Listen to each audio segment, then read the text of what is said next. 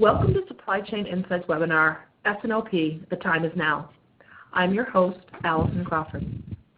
S&OP alignment is hard to get right. Based on our research, only 50% of companies think their processes are effective, and even those 50% struggle with maturity, alignment, and resources. We've just completed research on S&OP, and we're publishing our report this week, Sales and Operations Planning Technology Landscape. Today, we want to share high-level findings from the report through our webinar. As we're reviewing these slides, you may have questions. We want to hear and answer your questions about these findings. Please send any of your questions to allison.crawford@supplychaininsights.com, and we'll get back to you with the answers. With that, let me introduce Lora Cecere, founder of Supply Chain Insights, prolific author, blogger, and supply chain thought leader with deep experience in industry as well as research.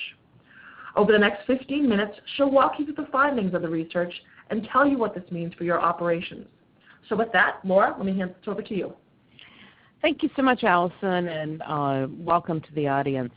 The report we've just published is called S&OP Putting Together the Pieces, and looks at 35 different technologies and how they come together to really define S&OP.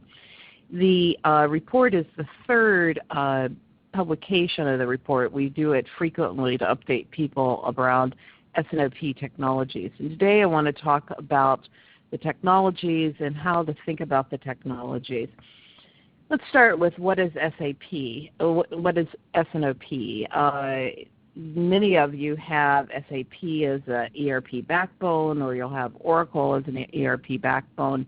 And ERP is not sufficient to really tackle this tough nut. So when you think about S&OP, most people have 4 S&OP processes. They could be very different for a division. They could be different stages of maturity. Most people struggle to get resources. They struggle to get to data. And they also struggle to get alignment. Now, technology is not what you lead with, but you cannot get to S&OP maturity without technology. And so when we look at technology, 77% say they use some form of S&OP software, but we find that companies usually use 3 applications on average and have a strong dependency on Excel spreadsheets. So while they may be using S&OP technologies, they are still also using spreadsheets. And one of the issues is that people are not able to use some of the technologies because of some of the issues that we see with the technologies. And these include the ability to have what-if analysis, role-based views, and technologies to determine the most profitable plan. So let's talk a little bit about these 3 elements. First is the ability to deliver role-based views for individuals across the company. People have different needs based upon where they are at in the organization. So let's start with planners. Today we don't have typically 1 or 10 planners in the organization. We have hundreds, and some organizations we have thousands. And so in the S&OP technology definition, we've got to focus first on, do we have the right technology set for the core planners? And that technology set needs to be able to deliver a feasible plan. So when we define the demand plan and the supply plan, we've got to be able to look across the organization and be able to look at, do we have a feasible plan? And then we also have business users. These may be people that are in matrix businesses that need to give input, need to review, need to approve the core plan. And these can be hundreds of users, and there needs to be collaborative workflows between the core planners and the business users. And then we may have casual users. And the casual users are people that are in the business teams, and maybe they're in the profit center team, and they're looking at the technology, and they don't have as big of a need for the traditional APS type of functionality, but they have more of a need for visualization. And so one of the things that we see growing in acceptance is visualization technologies to help to make it easier for people that are in other organizations or cross-functionally to use the data. Now, when we look at demand and supply and the use of the tools, this is from our recent benchmark data. You can see that the planners feel that the direct supervisor has a high understanding of demand and supply, but then as we go across the organization to the P&L leader, they feel that they have a lower level of understanding of demand and supply. And part of that is the ability to use the tools of the P&L owner. Now the tension comes in that the most effective S&OP processes to drive the best balance in the process actually happens when we have the S&OP process report to the P&L owner. So therefore the use of visualization tools in complement with the traditional advanced planning tools helps us to kind of break down this barrier as we think about the number of planners and we think about role-based views.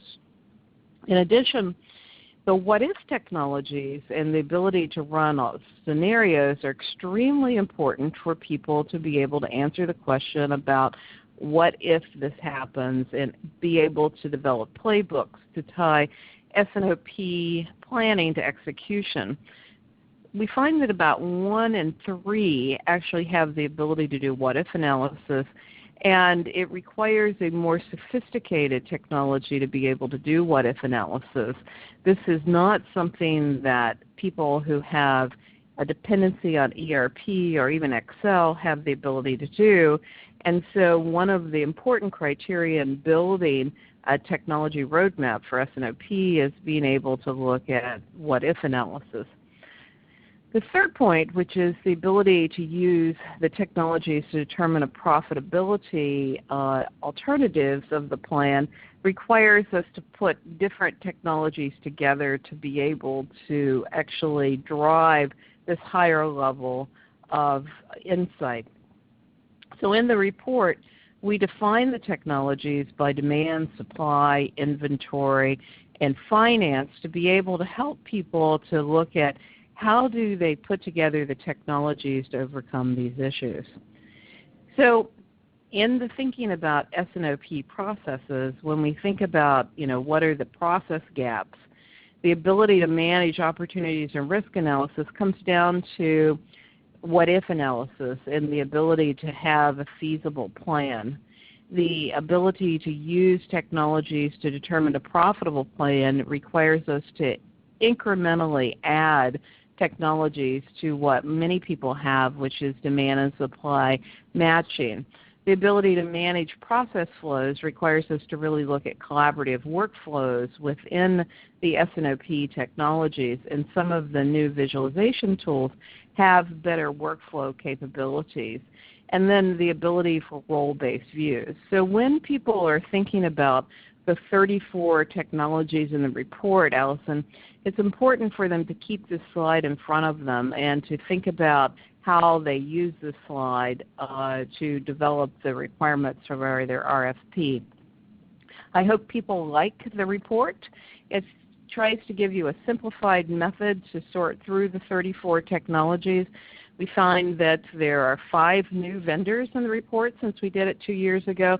3 vendors have been acquired, so there's quite a bit of merger activity around the space. And we find that while many of the vendors are complementary, there's a lot of confusion. So it's for that reason that we do the report every year, putting together the pieces. Allison, does that help? Any questions?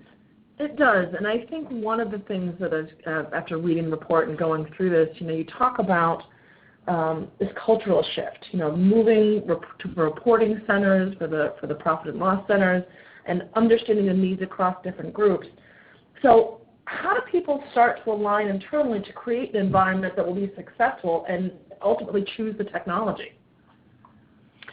Typically, they will align to the profit center manager to be able to start the work on S&OP. And there's typically a group. It could be the Center of Excellence. It could be somebody working for the supply chain leader who's trying to drive S&OP improvement, because we find the biggest benefits from S&OP are improvement in alignment and agility, which are dynamic capabilities to improve the organization, but also the ability to drive growth and success in new product launch. And those are really important capabilities in today's organization.